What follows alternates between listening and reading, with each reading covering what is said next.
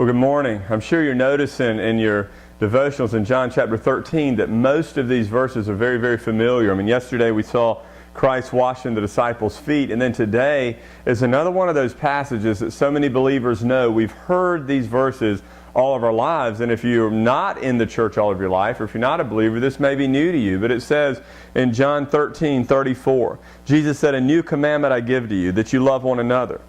Just as I have loved you, you also are to love one another. By this will all men know that you are my disciples, if you have love for one another." You know, the Bible had already called God's people to love one another. But what was new about this commandment was Christ was saying, I want you to love other people like I've loved you. Now, if you know the story of Christ, you know that Christ loved His children so much that He literally gave His life over for them. So the love that you and I are being called to in this passage today is a love that is greater than ourselves. We're to love other people more than ourselves, so much so we need to love them enough to give ourselves over to them. The word used in this passage for love comes from the Greek word agape, which literally means an unconditional love. And Christ says this. He says, you're to love other people like I've loved you. And then look at what He says.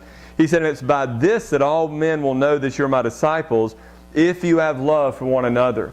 You know, other people will know that you're a disciple of Christ by the way that you love and treat other people. It won't be by what time you have your quiet time. It won't be by how often you go to church. It won't be by how often you even go to church on Wednesday nights. They're going to know that you are a disciple of Jesus Christ by the way that you love other people.